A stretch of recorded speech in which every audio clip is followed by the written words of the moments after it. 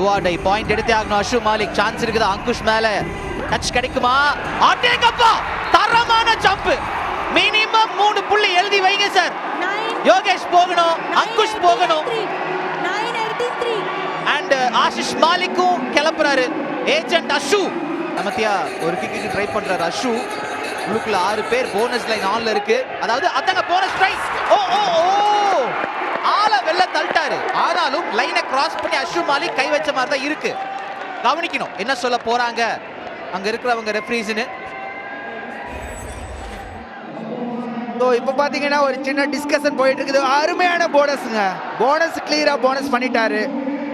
கண்டிப்பா வந்து ஒரு போனஸ் பிளஸ் பாயிண்ட் அப்படிங்கிற மாதிரி தான் இது கிளியரா போயிட்டு இருக்குது. ஏன்னா பாத்தீங்கன்னா அந்த ஏர்ல அதாவது காத்துலே தான் தொட்டுட்டு வெளியில போயிருக்காரு. அதனால வந்து போனஸ் பிளஸ் பாயிண்ட் வருதா ஸ்ட்ராங்கா இருக்கும் அப்படின்னு. அல்ட்ராடெக் டூஆர்டை இந்த ஹாஃபின் முதல் டூஆர்டை. ஆஹா யாருக்குங்க பிரஷர்? ரைட் இருக்கா இல்ல டிஃபெண்ட் இருக்கா?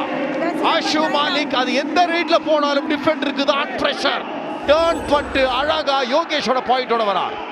ஏங்க யோகேஷை நம்பி தான் வந்து இந்த டிஃபென்ஸே வந்து ஸ்ட்ராங் பண்ணணும். அவரு பாத்தீங்கன்னா ரொம்பவே லேசியான ஒரு பாயிண்ட் எல்லாம் கொடுத்துட்டு இருக்கிறாரு. பிடிக்கிறதுக்கு பார்த்தாங்க. அதுக்கப்புறம் எப்படி மாட்டினா நமக்கு தெரியும். ஆல்ரெடி 8 புள்ளிகள். மீண்டும் ஒர்க் அவுட் ஆகல. அதான் கேட்கிறார் பாருங்க. சஞ்சய் என்ன கேட்கிறாருன்னா நான் பாயும் போது நீ ஏன் வேடிக்கை பார்த்துக்கிட்டு இருக்கேன்றார் யோகேஷ். இப்போ நீங்க பாத்தீங்கன்னா யோகேஷை வந்து ஆல்மோஸ்ட் 1 கோடிக்கு மேல வந்து பணம் கொட்டி எடுத்திருக்கிறாங்க பெங்களூர் புல்ஸ். இது 2வது மேட்ச்.